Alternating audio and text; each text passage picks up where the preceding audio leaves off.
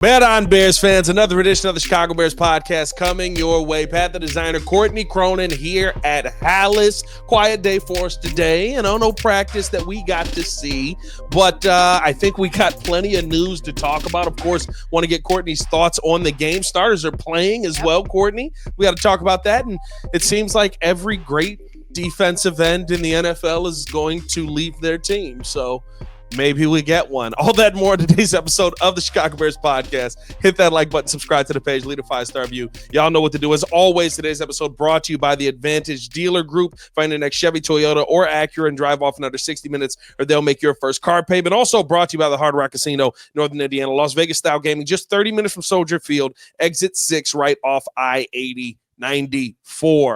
All right, Courtney. Let's start with the big news that just dropped maybe 20, 30 minutes ago. Starters are playing versus KC. Yeah. I think normally we all assume, hey, this is not the expectation. You don't usually go into your third game and play your starters.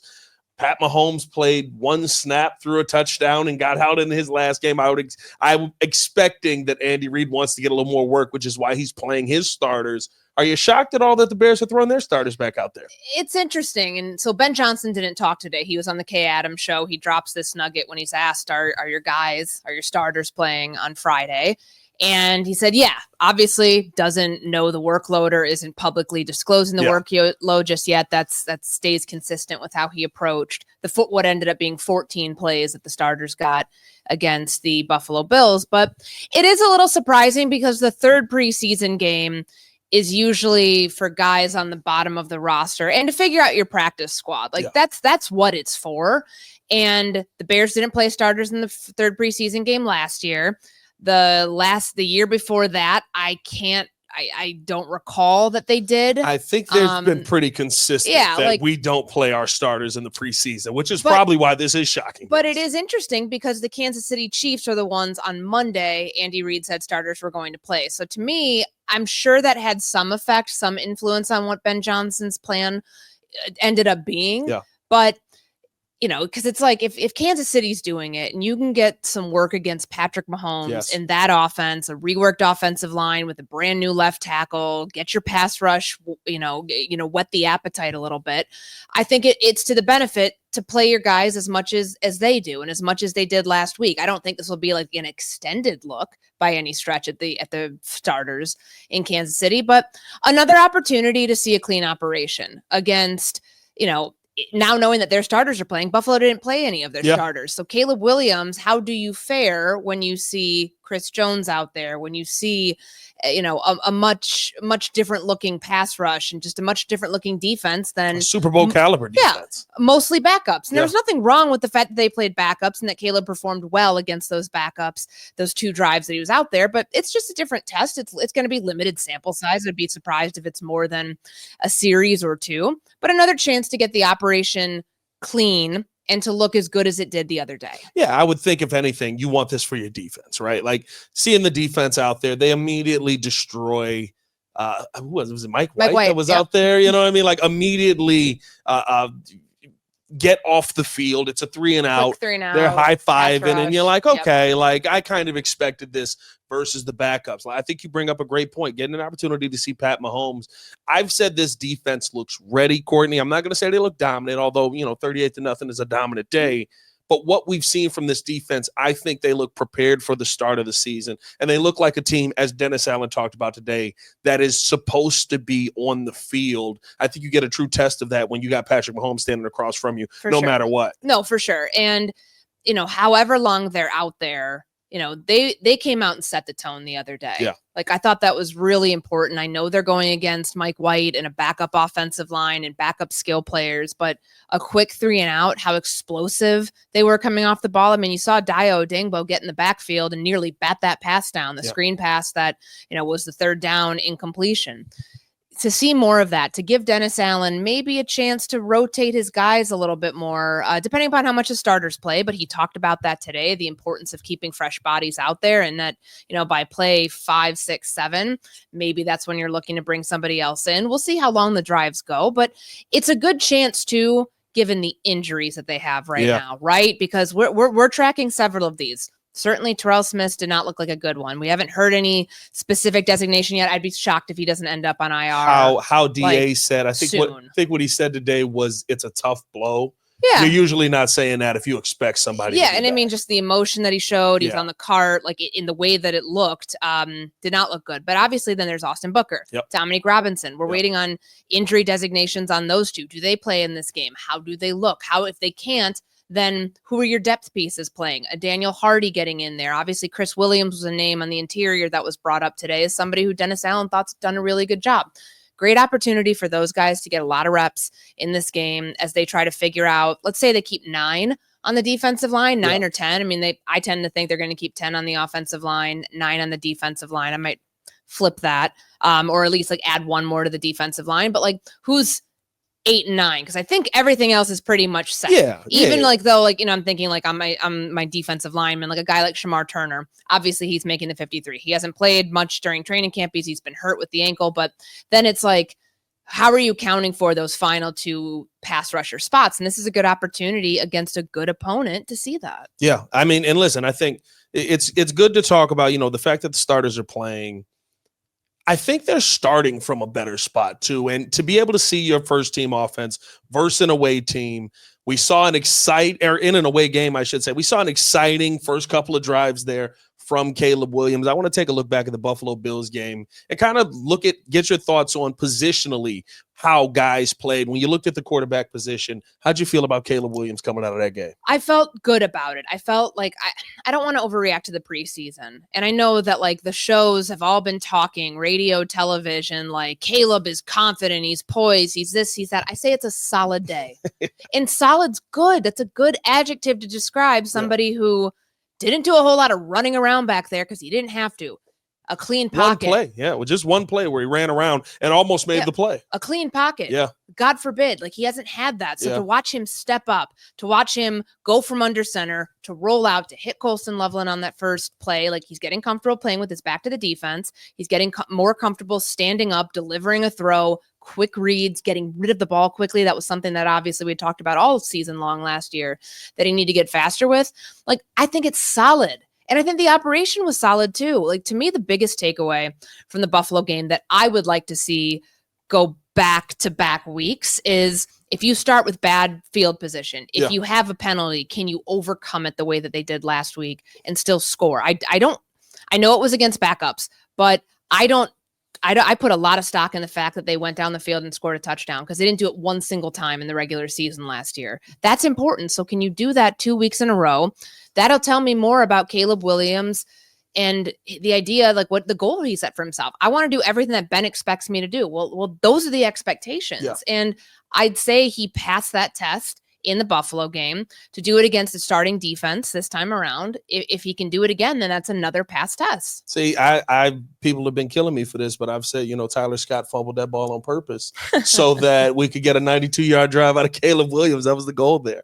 The other big conversation this camp, and I love what we saw out of Ben because I thought he did a good job navigating this issue. I've said this is why you go get a Ben Johnson, because you need somebody who's going to navigate a position that may be a struggle all season long. Mm-hmm. When you looked at the left tackle position, did you feel like anybody out there did what Ben Johnson said and took hold of that job? It was hard in real time to watch that. It wasn't like there were a bunch of sacks given up or somebody was like just, so much better than everybody else.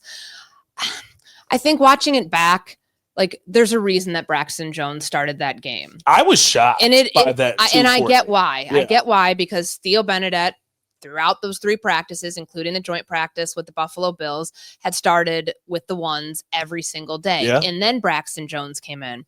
What this has felt like, and I think we needed a couple days to sort out, what are you guys doing? Like, is it really 4? Is it really 2? Who's actually in the mix here? Ozzy's out. Like, Ozzy's your right. He's playing right tackle where he's most comfortable, but he's your swing tackle for now. Feels like, for now. Very well could be your left tackle by week 6 after the bye, but regardless, like, I think that this was a way for them to get the most out of Braxton Jones. I don't know if he needed extra motivation. I don't know if he needed that sort of push to not play maybe is, I don't even know if timid's the right word, but like this guy's coming off of injury. He's still showing flaws in his game that he's shown for the past 3 seasons. He plays too high. His leverage is not great.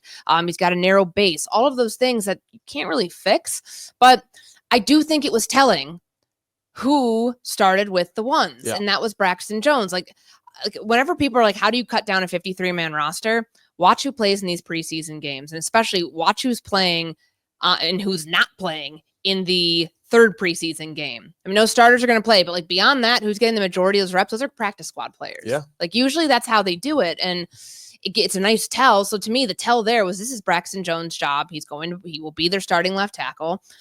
It's hard to figure out where Theo Benedict fits into that mix because this guy was a practice squad tackle who got hurt last year, who then all of a sudden gets reps with the ones. I highly doubt that he would not be on the roster at this point after doing that. Don't you? Well, I think we discussed it right ahead of the show where when you look at what Ozzie could be, there's always that chance that people get hurt. You hope that it doesn't, but you need a backup right tackle. You need a backup left tackle, and then you need your swing tackle. I think what this screams to me, I agree with you. Theo Benedict's on the roster. I think Ozzie is your swing tackle right now, and Braxton's your starting left tackle. But as Ben Johnson said, that could change. Mm-hmm. Courtney, I'm going to be honest with you. I don't know if Karan Amagaji makes this team. I know he's a 3rd-round pick. I know that this was very recent. He is not a Ben Johnson guy. He has had, I mean, if we're being honest, a bad camp.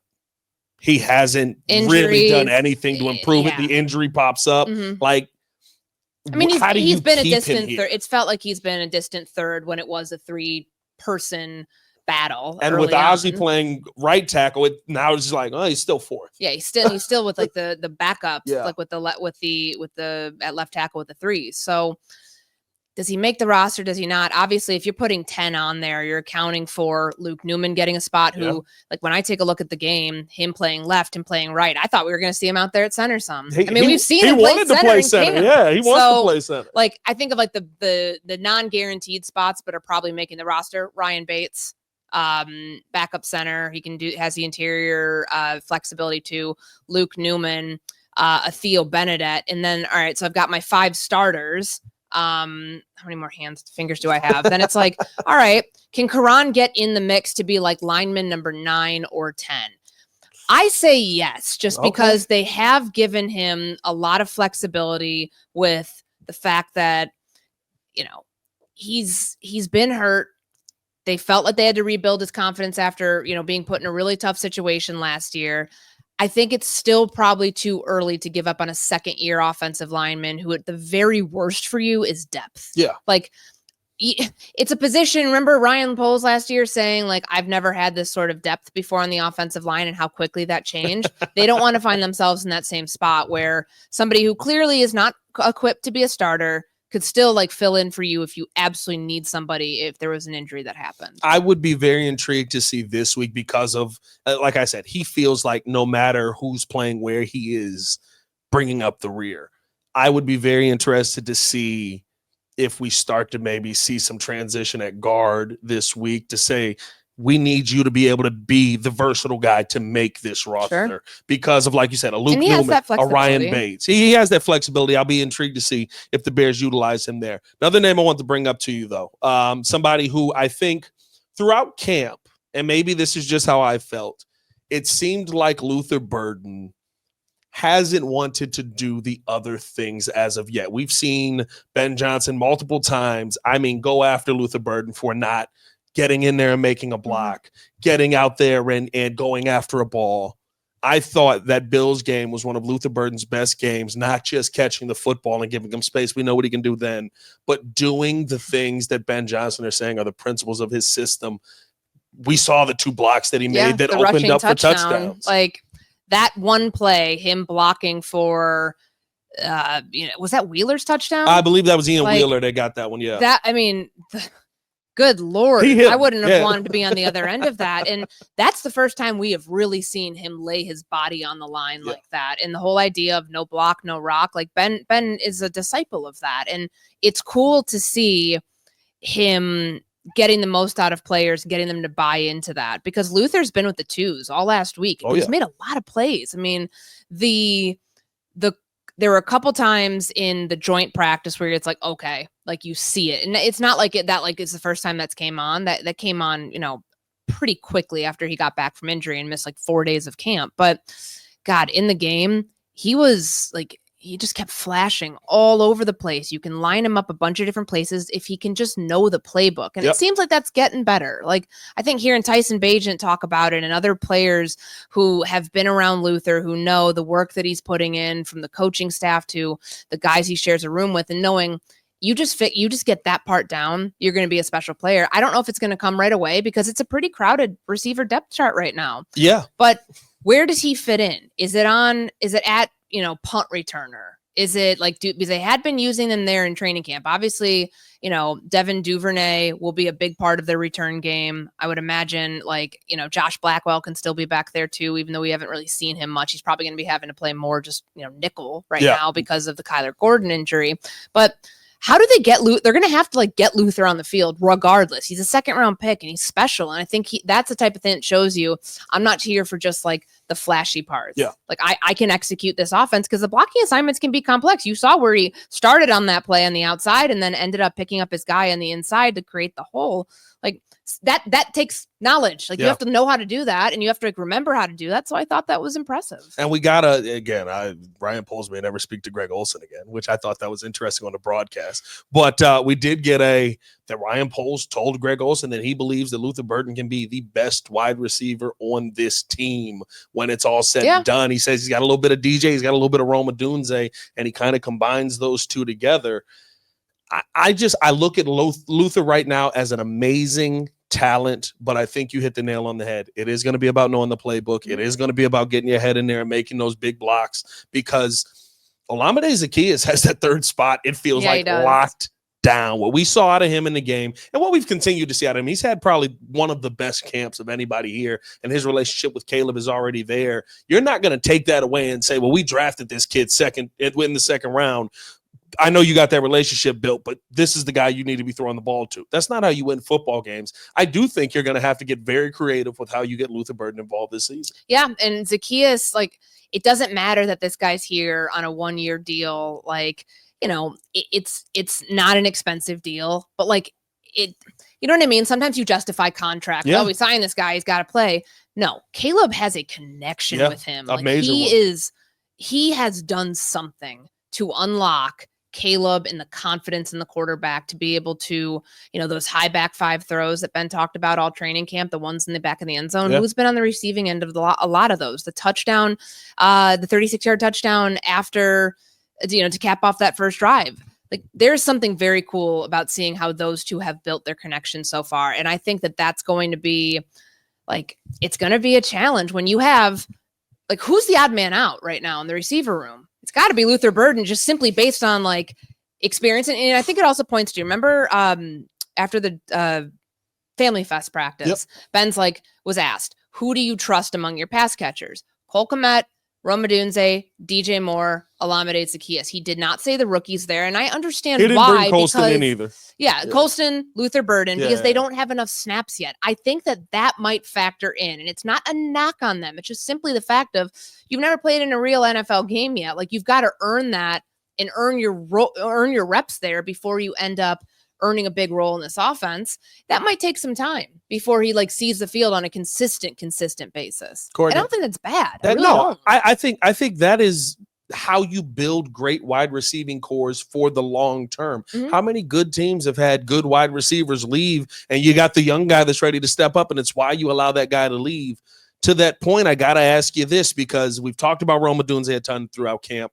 In the games, he hasn't gotten as much thrown to him, but a couple of balls thrown his way. Wasn't able to bring that one in that would have extended the drive. OZ's been Caleb's best friend, it feels like, and Rome has kind of built that up there. I think, Rome's got to catch that ball. He's got to catch that ball. Caleb said he's got to deliver a better ball, which I'll give you that. Catchable ball. Yes, 100%. But it hit both hands. And I said this the other day on SportsCenter. Rome's the number 1 in this offense. You cannot tell me different. You cannot tell me that.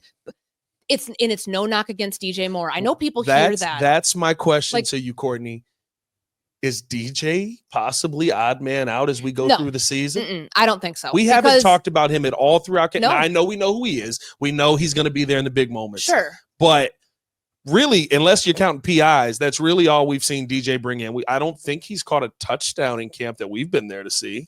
I mean, like, it kind of depends. Like, some of like the like, not against Buffalo, not against Miami. Right. So yeah, like, not in those things. But I mean, there have definitely been moments. I can't think of anything off the top of my head. It just feels like a very quiet camp for Sure, DJ Moore, and sure. that's not what we expected coming into this year. They're also altering his role. Yeah. Remember, like, they're using him in the backfield more. Yep. And that's not just a gimmick thing. Like, when with Shane Waldron, that was a gimmick thing. And that was like, let's test it out, see if it works. He and was it also did putting not centers work. back there.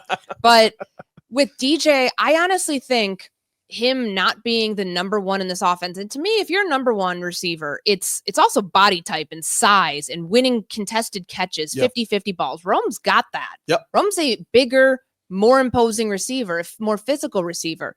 DJ can be your finesse guy, and I think it's like he's like a human joystick. 100%. Like, that's great, though. It doesn't mean, like, I think people freak out when they hear that, because I remember getting like comments like, oh my God, she said there's a new number one. It's not DJ Moore. That's not a knock on him. No. That doesn't mean that he can't finish with 1,000 yards receiving. Go look at what Detroit did with Amon-Ra, with Jamison Williams, with using running backs as receivers, using Sam Laporta. If they're going to follow that blueprint, even though Ben said, like, it's a different offense, it's our offense here. Okay, that's fine. But you still are going off of what you did that brought you success, the place you were at before. Then you immediately hear the Detroit receivers this morning go, it's weird to see somebody else running our play successfully. Right? Like, and I'm like, okay, so it's the Detroit offense still. But like, it works. And I think that DJ's role here and having a receiver who can do so much, like, I don't think he has to be a number one to be successful here. I think he can still get 1,000 yards receiving, get back to that. He didn't have that last year. Is the Deebo Samuel role real for him? I feel like that's a perfect like parallel here. Not the exact same receiver, but the same type. Yeah. To where, like, I don't think he's going to be in the backfield as much as Deebo Samuel was, especially in San Francisco. But early on, he was a running back. He was he literally was a running back.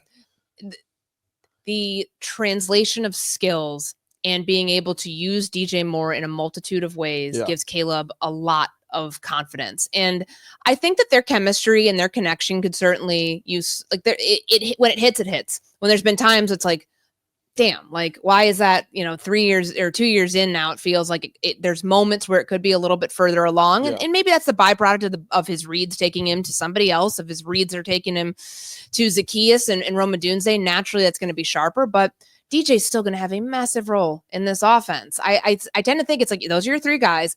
Luther's probably odd man out, if we call it that right now, but that doesn't mean he can't work his way in. But if you ask me this question 6 weeks, 7 weeks into the season, we're going to probably have a different answer. Yeah. And we might be surprised by that answer. It's going to be interesting. And I do love the fact, right? Like, how they're using DJ, I think, is perfect, because you saw it on the one play.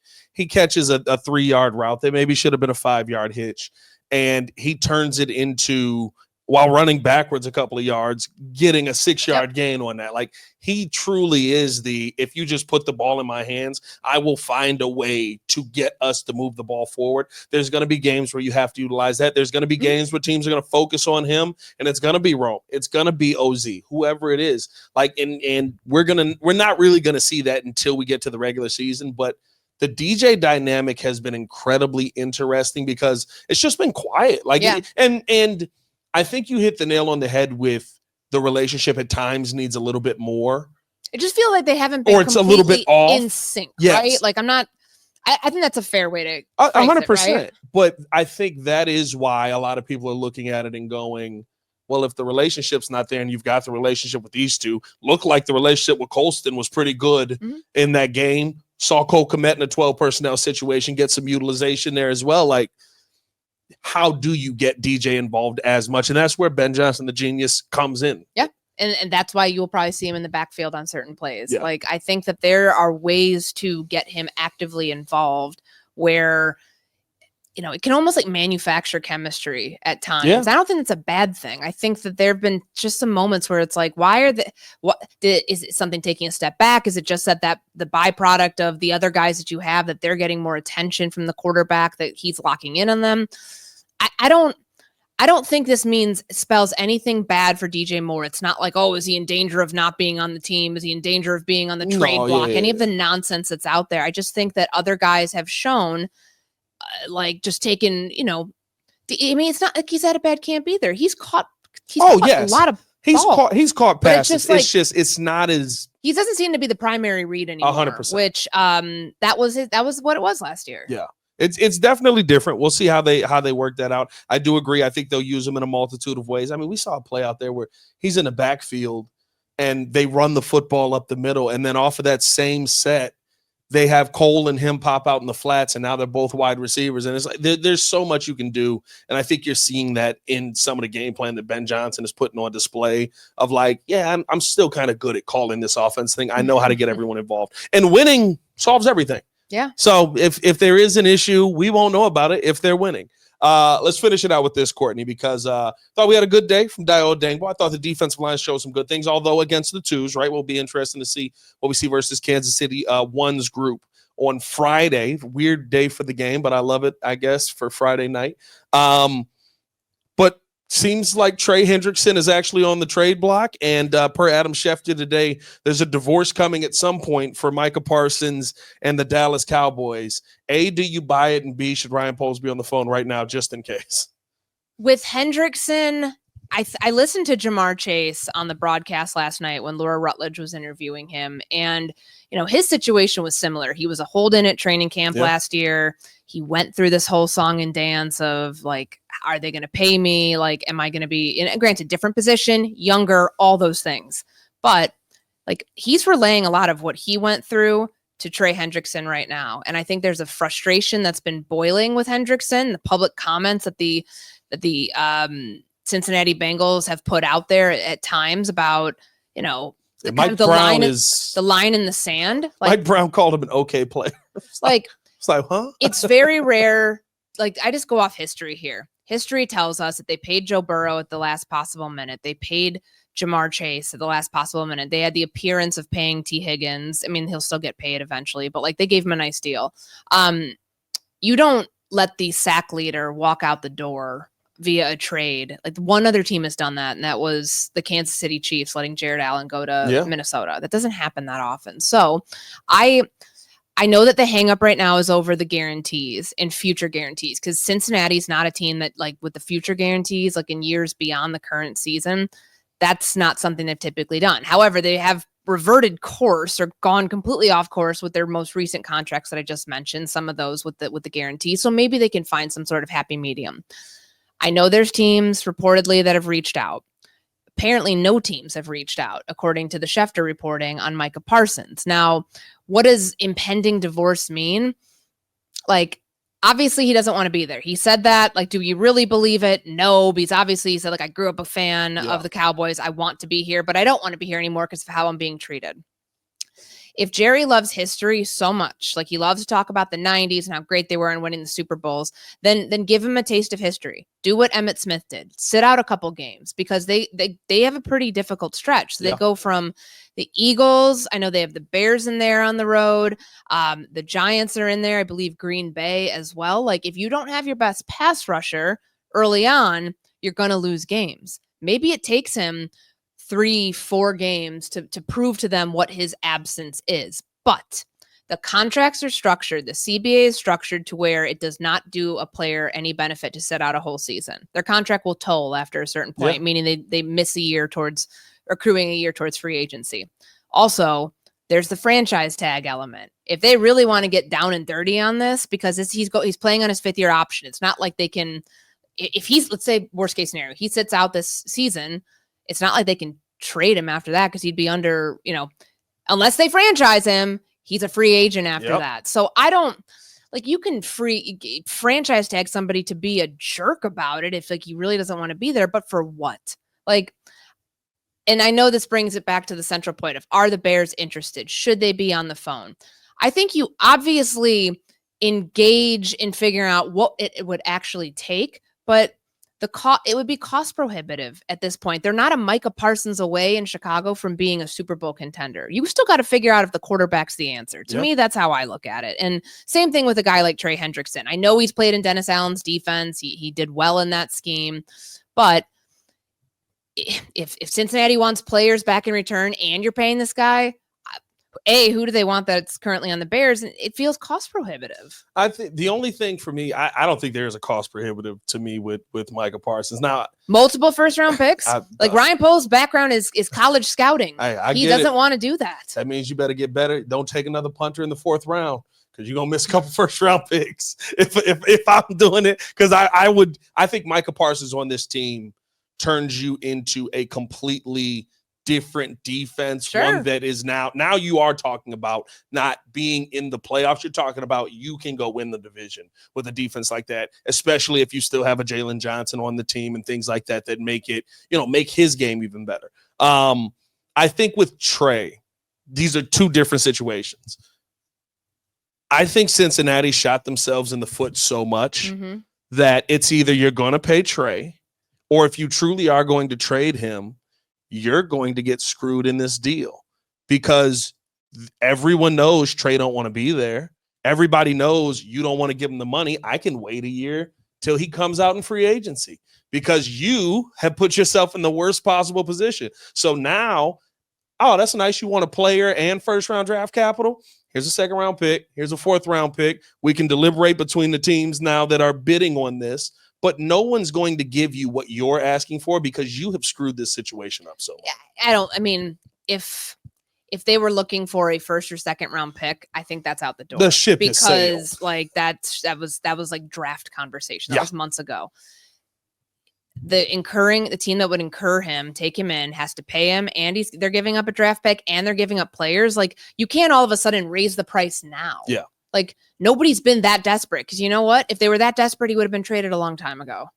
So I don't know. I know that some Bears fans want to see him because they know about the history of him and Dennis Allen's defense, and they know this defense could probably benefit from another pass rusher. Certainly hearing Dennis Allen today and how he talks about the rotation and, how long he wants to play guys. And certainly they have the numbers game, and I think the talent on the interior. It's the edge rusher that, we'll find out week 1, week 2, week 3, week 4. Like the first month of the season, you'll see how good your edge rushers are a part of your pass rush. But I just can't see the Bears actively getting involved in that or being one of the teams. We'll see. I'm very intrigued. I think I'm also of the belief that Micah Parsons is still going to be a Cowboy. I keep telling myself this is Jerry. And the only thing that I think would change it is if Micah's the one who says, I'm tired of you doing this to everybody who comes through the organization.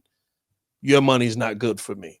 Because we have seen that with players where it's like, listen, I'll play for less.